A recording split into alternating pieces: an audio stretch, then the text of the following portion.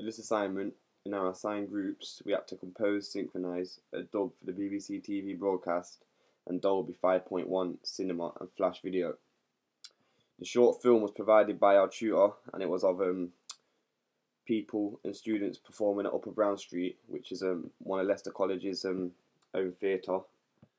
The video is ready to promote Leicester College and like the facilities and different courses and stuff which is available there.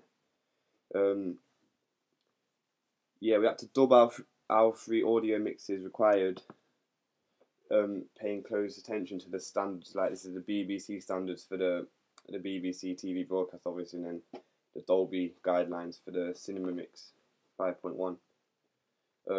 When doing this, it's important not to forget the purpose of the video and was composing and like arranging everything. And this is a promotional video. It's been used to promote Leicester College.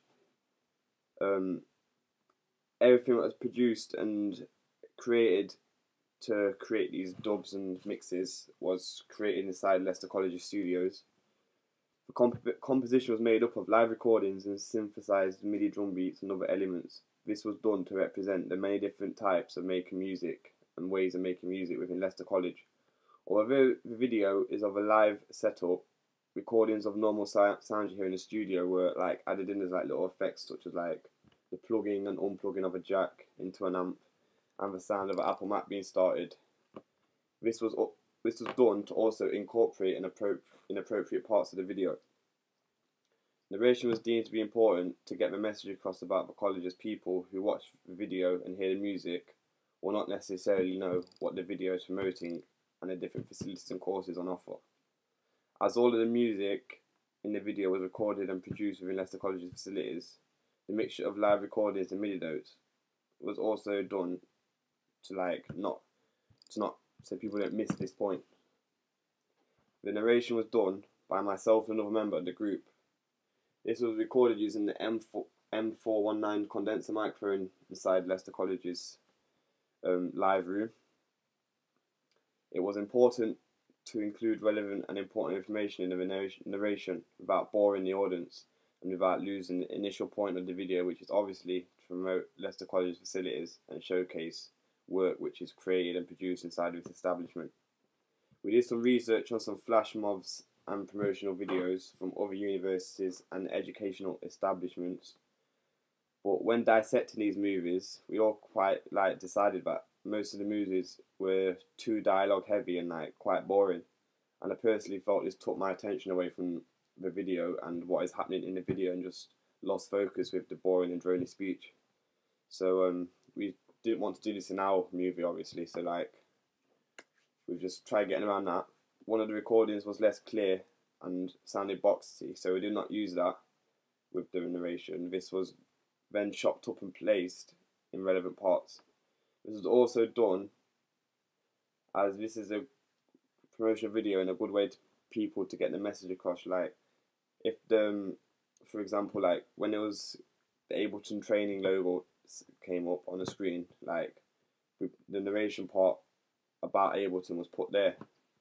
This was done, otherwise if it's just talking randomly when it's going through the video, people find it harder to engage and understand what is actually going on. This was also done when the Apple logo was shown on the video. I thought this was important as people with less musical knowledge will understand narration more. Looking back on this, it would have been a good idea though to get people who are actually in the college and on these courses in the same group, not just people in the same group as me, to narrate the video, because this could have been done. We could have got a wide range of students and just got them all to say a couple words or a couple lines out of a sentence each, and then we could have placed this together and arranged them together, and it could have sounded quite diverse. It gave a quite diverse message.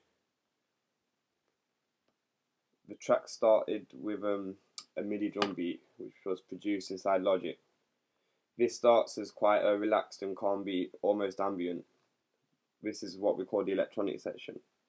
But halfway through the narration, the electric guitars and some drum hits, which were recorded in the live room, were added to the mix. This section was called the rock section, as was like working on 2 different tracks, and then like we just amalgamated them together, and yeah. Then parts like other parts like the Jackson being unplugged and plugged, they were integrated with the rest of the mix gradually, and we done this to show progression. Like at the start of it, it's just like quiet, a bit slow, like starting and that, and then it like progressed into some heavy rock beat, which with like lots of like layers and that, which I quite like. This track to go with the video worked well, I think, and there was a. Oh no, I said that. This could have been completed earlier, and if the calibration of the 5.1 setup to get on with the mixes could have been done. The reason this did not happen is because there's a group of 4 of us, and it made it harder to focus on each job which needed doing, as sometimes there'll be like 4 of us doing the same job.